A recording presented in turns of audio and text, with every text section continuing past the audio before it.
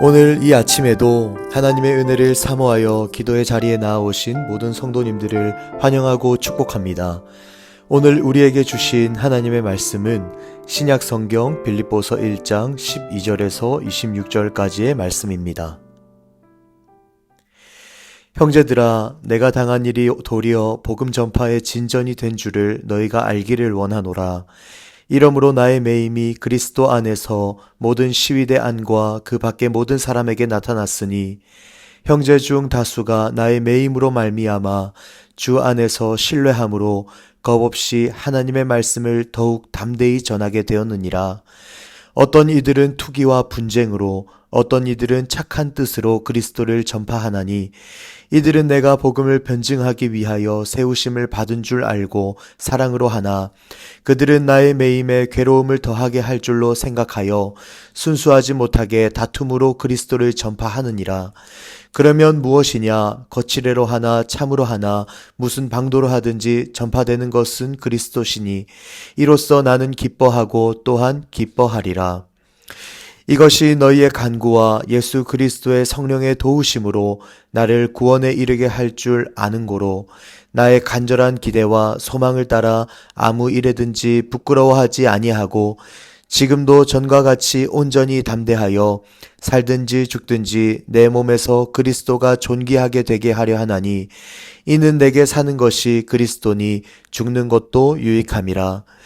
그러나 만일 육신으로 사는 이것이 내 일의 열매일진데 무엇을 택해야 할는지 나는 알지 못하노라. 내가 그 둘 사이에 끼었으니 차라리 세상을 떠나서 그리스도와 함께 있는 것이 훨씬 더 좋은 일이라. 그렇게 하고 싶으나 내가 육신으로 있는 것이 너희를 위하여 더 유익하리라. 내가 살 것과 너희 믿음의 진보와 기쁨을 위하여 너희 무리와 함께 거할 이것을 확실히 아노니 내가 다시 너희와 같이 있으므로 그리스도 예수 안에서 너희 자랑이 나로 말미암아 풍성하게 하려 함이라. 아멘. 사람들은 저마다 무엇을 위하여 열심으로 살아갑니다. 저는 생각 없이 살아요 라고 말은 하지만 그의 인생을 묵상하면 어떤 목표를 두고 최선을 다해 살아가는 모습을 봅니다. 그럼 저도 생각하게 되는 거죠. 나는 무엇을 위해 사는가? 본질적인 이 질문을 스스로에게 던지곤 합니다. 사랑하는 여러분, 무엇을 위해 살아가십니까? 저는 바울이 빌립보 지역의 그리스도인들에게 보낸 이 빌립보서 편지를 통하여 여러분들과 하나님이 허락하신 축복의 삶, 성도의 삶을 함께 나누고 싶습니다. 하나님이 원하는 성도의 삶은 첫 번째로 그리스도의 영광을 위해 사는 삶입니다. 20절 읽습니다. 나의 간절한 기대와 소망을 따라 아무 일에든지 부끄러워하지 아니하고 지금도 전과 같이 온전히 담대하여 살든지 죽든지 내 몸에서 그리스도가 존귀하게 되게 하려 하나니. 아멘. 바울은 자신이 사는 이유를 이렇게 밝힙니다. 살든지 죽든지 그리스도의 영광을 위해 사는 것이 나의 삶의 인생 목적입니다. 라는 것이죠. 많은 사람이 인생 목적을 소중하고 아름답게 잡습니다. 당연하죠. 하나님 생명싸개로 보호하여 오직 꽃길로만 인도해 주십시오. 기도합니다. 환난과 고생 없이 탄탄대로를 걸을 것을 소망하며 인생의 목적을 잡는 것이죠. 그런데 여러분, 하나님이 성도에게 허락하신 인생이 과연 그럴까요? 아닙니다. 인생의 목적이 소중한 만큼 고난도, 고생도, 가시밭길을 걸을 수도 있는 겁니다. 인생 목적이 분명하지 않으면 고난 앞에서 꺾이게 되고 가시밭길에서 멈추게 됩니다. 하지만 인생의 목적이 분명하다면 어떤 고난과 가시밭길도 뚫고 나아갈 수 있는 겁니다. 바울은 예수 그리스도, 이 복음을 증거하는 삶이 자신의 인생의 목적임을 확신했습니다. 그래서 열심히 복음을 전했고 그 일로 감옥에 갇히게 되는 거죠. 2년에서 3년 정도의 이 긴 투옥 생활을 했지만 그는 기뻐했습니다. 그는 감사했습니다. 왜냐하면 감옥에서도 예수 그리스도 복음을 전할 수 있었기 때문이죠. 여러분 생각해 보세요. 바울의 마음을요. 하나님, 전 복음 증거를 위해 태어난 사람인데 그 사명에 충성을 다했는데 왜 내가 감옥에 갇혀 있어야만 합니까? 왜 마음대로 복음을 증거할 수 없습니까? 라고 바울은 자신이 처한 상황을 두고 좌절하고 낙심할 수 있었습니다. 그런데 놀라운 사실은 바울이 오늘 본문에 보니까 자신이 감옥에 갇힌 이 일이 하나님의 오묘하신 뜻이 담겨 있다라고 고백하고 있다라는 것이죠. 12절 말씀 제가 읽어 드리겠습니다. 형제들아, 내가 당한 일이 도리어 복음 전파의 진전이 된 줄을 너희가 알기를 원하노라. 아멘. 바울은 상당 기간 감옥에서 시련과 고통을 당하였음에도 불구하고 이렇게 고백합니다. 고난 중에 하나님께서 은혜로 역사하셨고 복음 전파의 위대한 진전을 이루어 주셨습니다. 여러분, 바울이 말하는 복음의 진보는 두 가지 영역에서 나타났는데, 첫 번째, 감옥에 갇혔으나 바울을 감시하던 시위대 안에 복음의 진보가 있었다라는 겁니다. 바울은 자신을 지키던 시위대를 향해 보초를 서는 사람들을 향해 복음을 전했습니다. 여러분, 우리가 살아갈 때 복음을 전하면 가만히 있는 사람이 어디 있습니까? 그런데 놀랍게도 문헌에는 이제 4명의 군사가 6시간씩 사교대로 바울을 감시하였다는 표현이 나오는데 놀라운 하나님의 은혜죠. 바울이 그들에게 복음을 전할 때 6시간씩 한 사람에게 복음을 전할 수 있었고 보초를 하는 사람이었기 때문에 부동자세로, 그리고 그도 심심했을 거니까 뭔가 또 지루했기 때문에 그가 복음을 듣게 된 겁니다. 6시간씩 부동자세로 세워놓고 바울은 그에게 열심히 복음을 전한 거죠. 그들은 하나님의 은혜를 경험한 자들이었습니다. 그리고 그들에게 복음의 능력이 일어나기 시작했다라는 것입니다. 그리고 또 다른 복음의 진보는 뭡니까? 두 번째, 감옥 밖 성도들이 담대하게 말씀을 증거하게 됐다라는 것이죠. 바울이 감옥에서도 복음을 전하고 그리고 실제로 열매 맺는 것을 보면서 그들도 열심을 가지게 됐다라는 겁니다. 이로써 로마시의 복음 증거자와 전도자들이 우후죽순처럼 일어서기 시작합니다.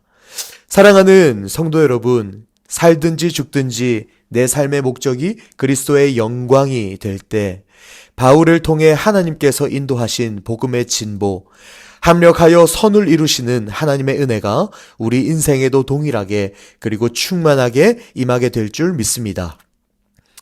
하나님이 원하는 성도의 삶 두 번째는 위대한 인격의 면모를 갖추는 삶입니다. 15절 읽겠습니다. 어떤 이들은 투기와 분쟁으로, 어떤 이들은 착한 뜻으로 그리스도를 전파하니. 아멘. 바울처럼 선한 마음이 아니라 투기하고 분쟁하는 마음으로 예수님을 전하는 자들도 있었습니다. 이들은 바울을 시기하고 질투했던 로마 교회 지도자들이었습니다. 로마 교회 지도자들은 언젠가부터 바울 사도가 가짜 사도라고 선포했습니다. 예수님께서 십자가에 매달리실 때 바울은 없었어. 부활 후에 제자를 소집하셨을 때도 바울은 없었어. 그러니 바울은 사도가 아니고 자칭 사도일 뿐이야. 게다가 예수 믿는 자를 핍박하고 체포하지 않았던가? 이제 바울을 만나지도 찾지도 마라 라고 로마 교회 지도자들이 안에서 이렇게 선포했다라는 겁니다. 문제는 바울을 가짜 사도라고 주장하는데 감옥에서 바울이 열심히 전도해서 많은 사람이 구원받고 로마 교회로 유입되어 들어오는 것입니다. 그러자 전도하지 않았던 로마 교회 지도자들도 전도를 열심히 하기 시작했고 바울은 이것을 투기와 분쟁으로 예수님을 전한다라고 표현했습니다.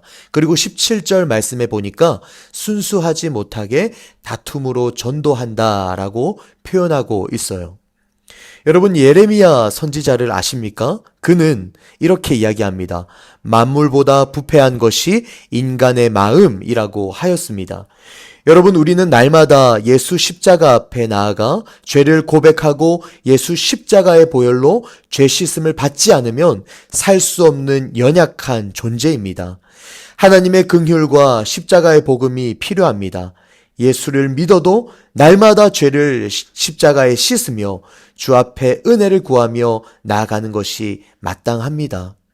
여러분, 바울은 자신을 시기하고 질투하는 자들을 결코 비난하거나 공격하지 않았어요. 하나님께서 원수를 사랑하라 하셨으니 그들을 그리스도의 사랑으로 온전히 품고 주께 헌신했습니다. 자신을 시기하고 질투하는 자들이 있어도 복음을 증거하는 것으로 만족하고 기뻐했습니다. 18절 읽습니다. 그러면 무엇이냐? 거칠애로 하나 참으로 하나 무슨 방도로 하든지 전파되는 것은 그리스도니 이로써 나는 기뻐하고 또한 기뻐하리라. 아멘. 사랑하는 여러분, 성도는 하나님께서 주신 인생의 행복과 영혼의 기쁨을 누리는 자입니다. 그 행복과 기쁨은 결코 사탄이 빼앗아 갈 수 없고요. 복음이 주는 영혼의 기쁨은 여러분을 질투하는 어떠한 사람도 빼앗아 갈 수 없다라는 것을 꼭 기억하십시오. 그러므로 하나님께서 십자가 복음으로 보장하신 영혼의 기쁨과 인생의 행복을 붙잡고 복음의 진보를 이루며 살아가는, 그리고 위대한 인격의 면모, 성령의 열매를 갖춘 인생 되시기를 사랑하는 주님 이름으로 간절히 축복드립니다. 하나님이 원하는 성도의 삶 세 번째는요, 죽음 앞에서도 담대한 삶입니다. 20절 말씀 한 번 더 읽겠습니다. 나의 간절한 기대와 소망을 따라 아무 일에든지 부끄러워하지 아니하고 지금도 전과 같이 온전히 담대하여 살든지 죽든지 내 몸에서 그리스도가 존귀하게 되게 하려 하나니. 아멘. 예수 그리스도의 영광을 위하여 사는 자는 아무렇지 않게 흥청망청 살지 않습니다. 인생은 둘 중 하나죠. 세상의 물결이 흘러가는 대로 어영부영 사는 인생과 소신이 있는 담대한 인생입니다. 전자는 인생의 목적도 없고 왜 사는지 정확히 모르는 인생을 말하죠. 그리고 후자는 구원의 은혜를 알고 하나님의 영광을 위해 소신껏 그리고 전심으로 담대하게 사는 인생을 말합니다. 여러분, 성도는요, 어떤 인생을 살까요? 십자가 능력을 덧입고 사는 사람이 성도죠. 성도는 예수님이 십자가에 죽으시고 내 모든 죄를 사하신 것을 믿는 구원받은 자가 성도죠. 성도는 하나님의 말씀을 통해 하나님의 뜻을 분명하게 확신하며 사는 자고, 하나님의 뜻을 실천하는데 인생을 바치기로 결심한 자가 성도입니다. 성도는 사람들이 부당한 요구를 하고 비난할지라도 굴하지 않고 하나님의 영광을 위해서라면 자기 한 몸 던지겠다고 작정하며 사는 인생입니다. 바울 사도는 이 같은 소신과 확신을 가진 사람으로 죽음 앞에서도 담대한 삶을 살아갔습니다. 이처럼 하나님의 백성은요, 세상 물결대로 사는 인생이 아니라 당당하게, 담대하게 목적 있는 인생을 살아갑니다. 그런데 여러분, 이런 삶은요, 자연스럽게 우리가 말씀을 묵상한다고 이루어지는 것은 아닙니다. 19절에 어떻게 이루어지는지, 어떻게 이런 담대한 죽음을 돌파할 수 있는 삶이 가능한지를 우리에게 알려주고 있습니다. 19절 읽습니다. 이것이 너희의 간구와 예수 그리스도의 성령의 도우심으로 나를 구원에 이르게 할 줄 아는 고로. 아멘. 성도의 중보기도와 성령의 도우심이 있어야 이런 삶이 가능하다고 말합니다. 저는 사김의 교회가 기도가 충만한 교회 되기를 소망합니다. 뿐만 아니라 성령으로 충만한 교회 되길 간절히 원하고 바라고 기도합니다. 우리가 담대한 삶을 살기 위해서는, 하나님의 부르심 가운데 합당한 삶을 살기 위해선 주변에 충분한 기도가 필요하죠. 그리고 여러분, 기도의 지원도 정말 중요하지만 이것으로 부족한데, 그래서 우리는 이렇게 스스로 기도해야 합니다. 한번 따라해 주시겠습니까? 성령 하나님, 기름 부어 주시옵소서. 나의 인생을 도와 주시옵소서. 아멘. 날마다 성령님의 도우심을 구해야 하는 거예요.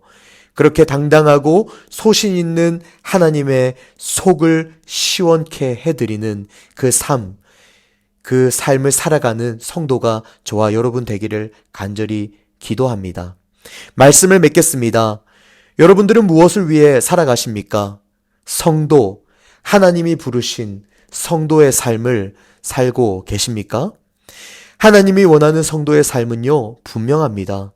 그리스도의 영광을 위해 사는 삶이며 서로를 위하여, 이웃을 위하여, 성도를 위하여 성령의 열매가 맺히는 위대한 인격을 갖추는 삶이며 마지막으로 기도가 충만하고 성령으로 충만하여 하나님의 뜻을 이루는 담대한 삶입니다.